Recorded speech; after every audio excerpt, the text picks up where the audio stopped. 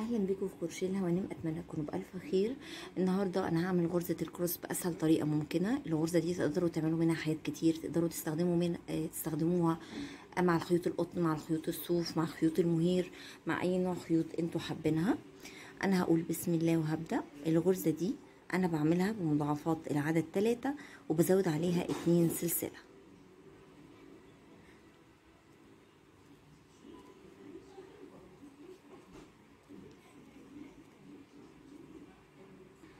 بعد ما وصلت لعدد الغرز مضاعفات العدد 3 بشتغل 2 سلسلة. السطر الجاي هرتفع اول عمود 3 سلسلة، 1 2 3. بعد كده هلف الخيط على الابرة وهاجي في الغرزة الرابعة وهشتغل عمود بلفة، 3 لفات على الابرة، الف واطلع من كل لفتين مع بعض. في السطر اللي بعده عمود تاني بلفة، 3 لفات على الابرة، الف واطلع من اول لفتين تاني لفتين. في كل غرزة هشتغل عمود بلفة، اول لفتين تاني لفتين.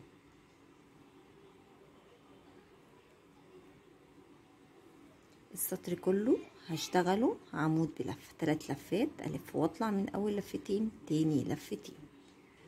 همشي بنفس الطريقة لحد اخر السطر.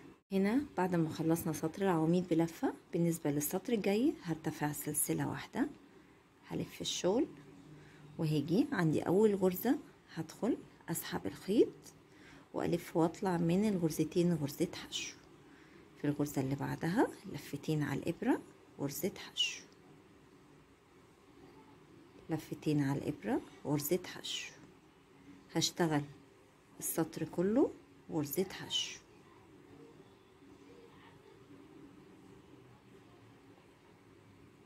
هكمل كده لحد اخر السطر. هنا بعد ما خلصت سطر الحشو هاجي بقى السطر الجاي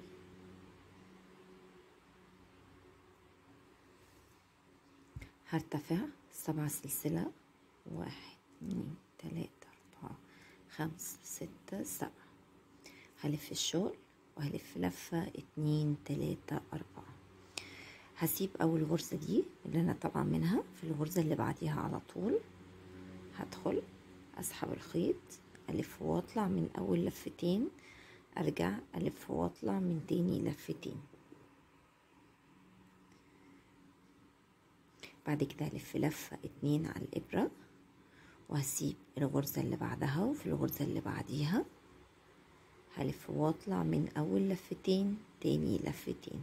هتلاقوا باقي على الابرة 5 لفات، الف واطلع من اول لفتين تاني لفتين تالت لفتين رابع لفتين، هيديني الشكل ده. بعد كده هشتغل سلسلة لفة واحدة وهاجي شايفين شكل ال8 ده، هدخل في دي وقدامها كده على طول اسحب الخيط، الف واطلع من اول لفة الاول تاني لفتين تالت لفتين، هيديني الشكل ده. هكرر لفة 2 3 4. هاجي في الغرزة اللي بعديها على طول، دي اشتغلت فيها، في اللي بعدها على طول هدخل الف واطلع من اول لفتين تاني لفتين، ارجع تاني لفة 2، هسيب غرزة، في اللي بعدها اول لفتين تاني لفتين.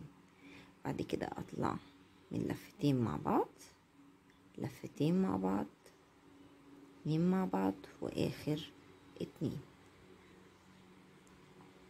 سلسلة واحدة، هلف لفة واحدة على الابرة وهيجي هنا في الشكل ده اهو، اسحب الخيط، الف واطلع من اول لفة تاني لفتين تالت لفتين. هكرر لفة 2 3 4. برضو في الغرزة اللي بعدها على طول اول لفتين تاني لفتين، وارجع الف لفة 2، سيب غرزة، وفي الغرزة اللي بعدها اول لفتين تاني لفتين. بعد كده هطلع من لفتين مع بعض، لفتين تاني مع بعض، لفتين لفتين، سلسلة واحدة، لفة واحدة على الإبرة شكل التمانية اهو. اسحب اول لفة، تاني لفتين، تالت لفتين،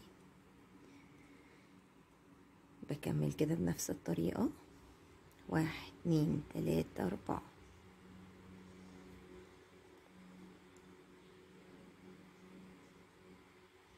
لفة 2،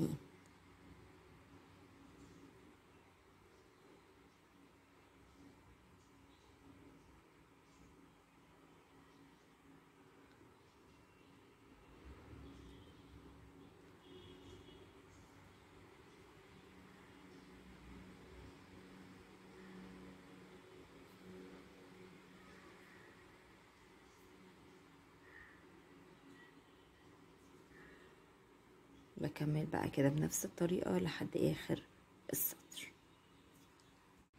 أنا هنا وصلت لآخر السطر زي ما انتوا شايفين كده. هاجي بقى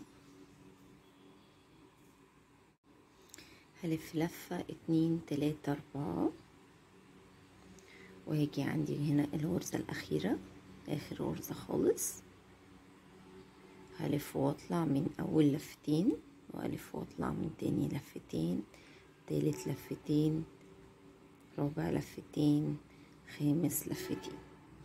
السطر الجاي هرتفع سلسلة، هلف الشغل وهاجي في أول غرزة هدخل اشتغل غرزة حشو، في الغرزة اللي بعديها غرزة حشو، بين العمودين هنا غرزة حشو، في العمود اللي بعده غرزة حشو، في الغرزة اللي بعدها غرزة حشو، بين العمودين تاني غرزة حشو، في العمود اللي بعده غرزة حشو، زي ما انتوا شايفين كده. وبكمل بنفس الطريقة لحد آخر السطر عندي.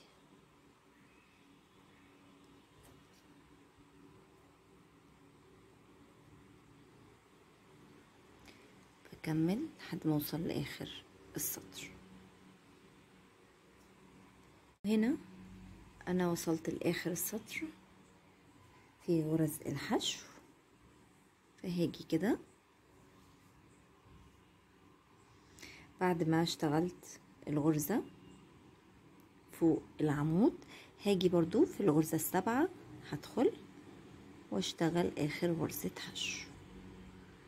السطر الجاي هبتدي اعيد نفس السطر ده اللي هو هرتفع 7 سلسلة، 3 4 5 6 7، هلف الشغل وهلف لفة 2 3 4، وادي اول غرزة مش هشتغل فيها. في الغرزة التانية هلف واطلع من اول حلقتين، تاني حلقتين هلف تاني لفة 2، هسيب غرزة وفي الغرزة اللي بعدها اول لفتين تاني لفتين، بعد كده هلف واطلع من حلقتين، حلقتين بعدها حلقتين تاني، اخر حلقتين سلسلة، هلف لفة على الابرة وادخل في الحلقتين اللي على شكل 8،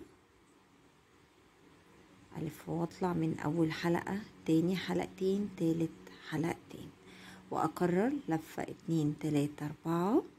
هاجي برضو في الغرزة اللي بعديها اول حلقتين، تاني حلقتين، في لفة 2 هسيب غرزة وفي الغرزة اللي بعدها على طول اول حلقتين، تاني حلقتين، حلقتين حلقتين حلقتين، اخر حلقتين معايا او لفتين على الابرة، وارجع سلسلة واحدة، لفة واحدة على الابرة في شكل 8،